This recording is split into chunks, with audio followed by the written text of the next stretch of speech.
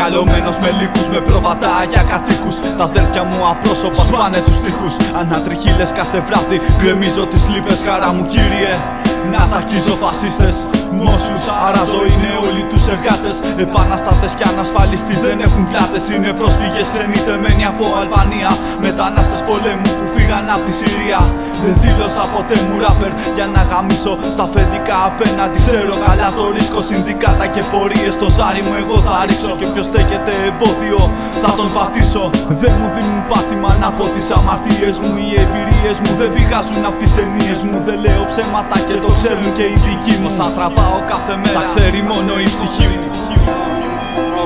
Άνθρωποι, χρωστή το μίσος και η αλληλοεξόντωση, χρωστή ο αλληλοσπαραγμός.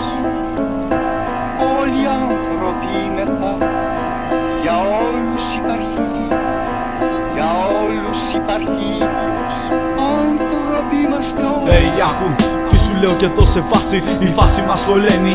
Πόσα θες να αρπάξεις, το μίσος του ανθρώπου πηγάζει από το κεφάλαιο. Σε θέλουν υποταγμένο ως το θάνατο. Εν έτη 2-0 και 17 ο ρατσισμός εξαπλώνεται σε κάθε γωνιά. Αν δεν σπάσεις τα απόστημα, τότε μην ψάχνεις λύση. Το πρόβλημα θα έρθει την πόρτα σου να χτυπήσει. Ότι μαραίνεται πεθαίνει, έτσι λένε αδερφάκο. Δεν βαρέθηκες να στα σερβίρουν όλα στο πιάτο. Και αν είσαι κι εσύ ένας απ' τους βολεμένους, το κόλλο σου φύλλα απ' τους καταπιεσμένους. Η οργή είναι σκηνή που κοντεύει να κοπεί. Υποδούλωση για 580, τελειώνει υπομονή. Πεθαίνουμε στα μεροκάματα της πείνας. Άντε ξύπνα ρε, τα αφεντικά είναι οι εχθροί μας.